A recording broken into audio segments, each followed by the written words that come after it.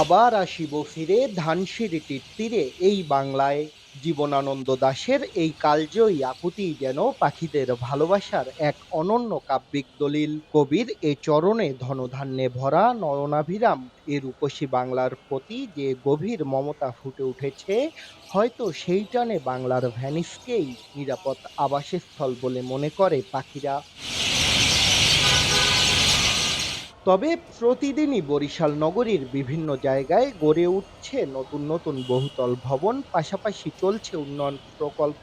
আর সেই উন্নয়নের সঙ্গে তাল মেলাতে অপরিকল্পিতভাবে কেটে ফেলা হচ্ছে গাছপালা। এতে বরিশাল জুড়ে সবুজের পরিমাণ যেমন কমছে, তেমনি প্রাকৃতিক আবাস হারিয়ে ক্ষতিগ্রস্ত হচ্ছে পাখিরা। একসময় পুরো বরিশাল নগরী জুড়ে পাখির আবাসস্থল থাকলেও এখন তা শুধুই স্মৃতি। বর্তমানে বিবির পুকুর পাড়ের কয়েকটি গাছ জুড়ে টিকে আছে পাখির কলরব। ছোট জায়গায় কয়েকটি গাছ জুড়ে বিভিন্ন জাতের পাখিরা স্থায়ী আবাস গড়েছেন সেখানে। জানা গেছে বেশ কয়েকবার নানা প্রয়োজনে গাছগুলো কাটার চেষ্টা করা হলেও পাখিদের কথা চিন্তা করে সেগুলো কাটতে দেয়া হয়নি। ফলে প্রাকৃতিক আবাস না হারিয়ে টিকে আছে পাখিগুলো। আমরা প্রায় ২০ বছর যাবৎ এই পাখিগুলোকে এক প্রকার বলা যায় দেখেই রাখছি, কারণ ওদের কেউ মারতেও আমরা দিচ্ছি না। এখানে বক, পানকৌড়ি, শালিক, চড়াই পাখি এরা সন্ধ্যা হইলেই এখানে ওদের বাসস্থানে চলে আসে।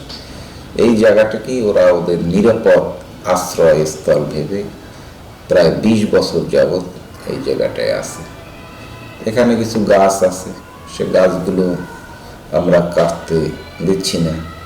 নগর উন্নয়নের স্বার্থে এরকম গাছ থাকা প্রয়োজন, পরিবেশের ভারসাম্য রক্ষার্থে মানুষের জন্য প্রয়োজন, পাখিদের জন্য প্রয়োজন। পরিবেশ বিশেষজ্ঞরা বলছেন, বরিশালে পাখির আবাস কমে যাওয়ার পেছনে সবচেয়ে বড় কারণ অনিয়ন্ত্রিত নগরায়ন। প্রাকৃতিক ভারসাম্য টিকিয়ে রাখার পাশাপাশি পাখির নিরাপদ আবাস নিশ্চিত জরুরি বলে মনে করেন তারা।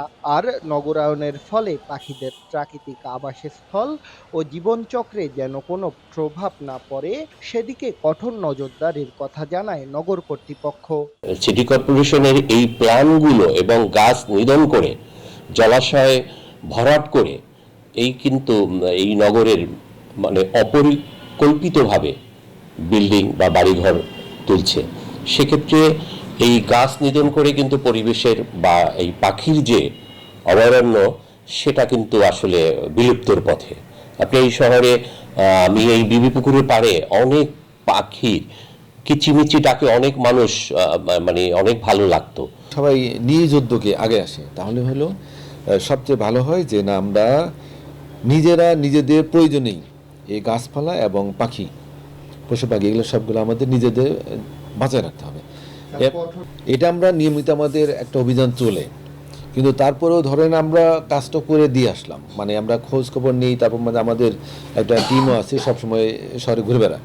নগর পরিকল্পনার মানদণ্ড অনুযায়ী একটি আদর্শ শহরে 25% সবুজ এলাকা থাকা প্রয়োজন। নগর পরিকল্পনার মানদণ্ড অনুযায়ী একটি আদর্শ শহরে 25% সবুজ এলাকা থাকা প্রয়োজন। শাকিল মাহমুদ, দেশ টিভি, বরিশাল।